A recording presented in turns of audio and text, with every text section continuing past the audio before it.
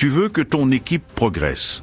Tu veux qu'elle gagne en autonomie, en efficacité, en impact. Mais à chaque fois que tu fais une remarque, même bien intentionnée, tu sens que l'ambiance change. Un regard qui se baisse, un ton qui devient plus froid, un silence gênant. Tu n'es pas seul. Donner du feedback, c'est probablement une des compétences les plus délicates en management. Et en même temps, c'est une des plus décisives. Parce que sans feedback, il n'y a pas de progrès. Il n'y a pas de montée en compétences.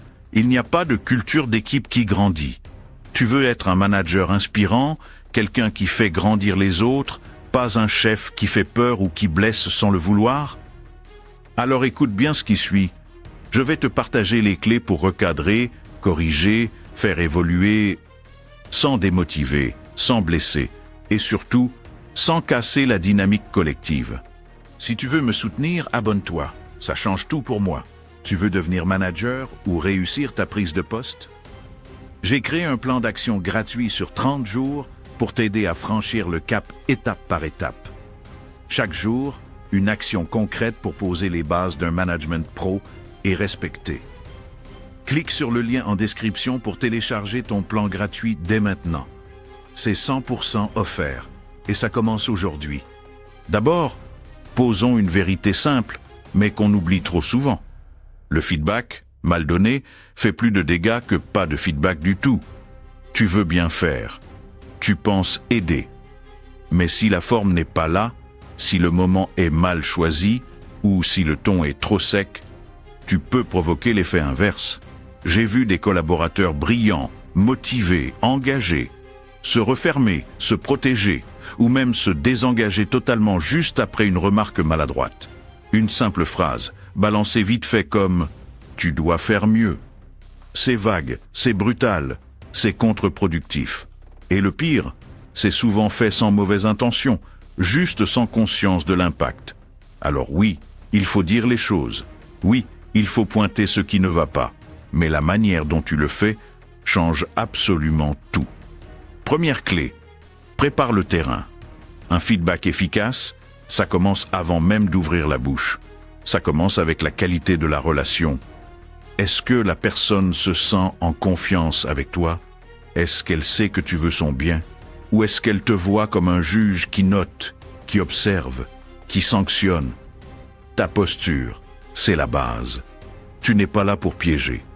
Tu n'es pas là pour montrer que tu sais mieux. Tu es là pour accompagner.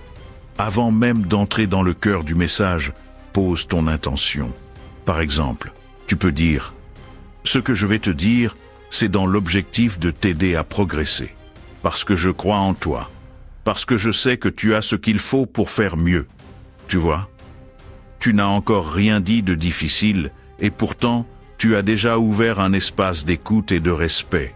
Et ce cadre, c'est ce qui va tout changer.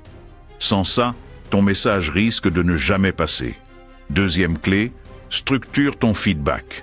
Tu as sûrement déjà entendu parler de la fameuse méthode sandwich. Un point positif, une remarque à améliorer, puis un encouragement. Oui, c'est une bonne base, mais utilisée comme une recette automatique, elle devient vite artificielle. Et les collaborateurs la repèrent à des kilomètres. Je te propose une version plus authentique. Commence par un point fort sincère, que tu observes vraiment. Pas un compliment générique. Un exemple. J'ai vu que tu t'es beaucoup impliqué dans ce projet, notamment sur la préparation du livrable. C'était clair, bien présenté, et tu as respecté le fond du brief. Ensuite, tu passes à ce qui peut être amélioré. Mais attention, reste sur un fait précis, observable. Pas une impression ou une généralité. Tu peux dire par exemple, en revanche, on a eu un retard de 2 jours sur la validation finale, et ça a décalé tout le planning du client. Et là, au lieu de finir par un simple encouragement, ouvre la discussion. Pose une question. Qu'est-ce qu'on pourrait faire ensemble pour éviter ça la prochaine fois? Tu vois des pistes d'organisation? Et là, tu transformes le feedback en échange. Tu ne critiques pas, tu construis. Troisième clé, sois précis, toujours. Le feedback flou, c'est inutile. Ça génère de la frustration, de la confusion, de la méfiance. Dire « tu dois être plus pro », ça ne veut rien dire. C'est un jugement, pas un fait. À l'inverse, dire « pendant la réunion de mardi, tu es arrivé 10 minutes en retard, sans prévenir, et on a dû t'attendre pour commencer ». Là, c'est clair, c'est concret. Et surtout, c'est discutable. On peut en parler. Être précis, c'est aussi une marque de respect.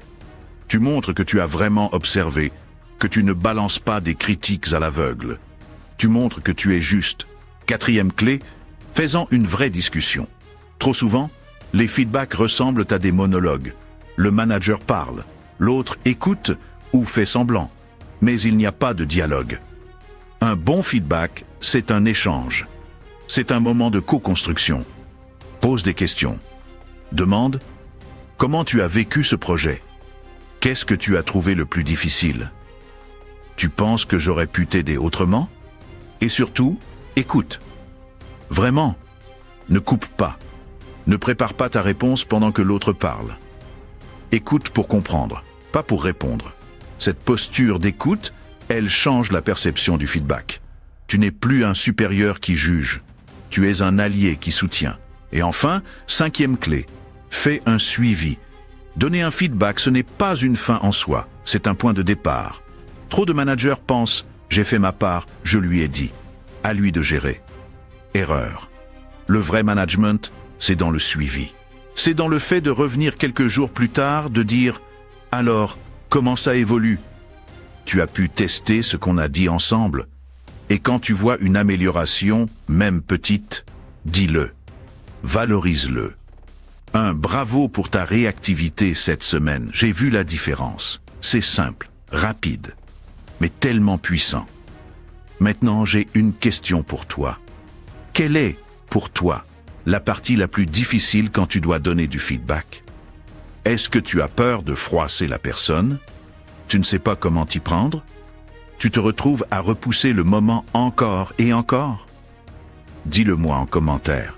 Je te lis et je te répondrai. Et si ce sujet t'intéresse, je prépare une vidéo complémentaire. Comment faire face à un collaborateur qui refuse d'entendre le moindre feedback, même quand il est bien formulé. Tu veux pas rater ça. Alors, on résume. Prépare le terrain et ta posture. Sois bienveillant, clair et précis. Structure ton feedback, mais reste authentique. Fais-en une discussion, pas un monologue. Et surtout, accompagne dans le temps. Si cette vidéo t'a aidé, pense à t'abonner, à laisser un petit pouce bleu et à la partager à un collègue qui a besoin d'améliorer ses feedbacks. Cela étant dit, merci d'avoir regardé et à la prochaine fois.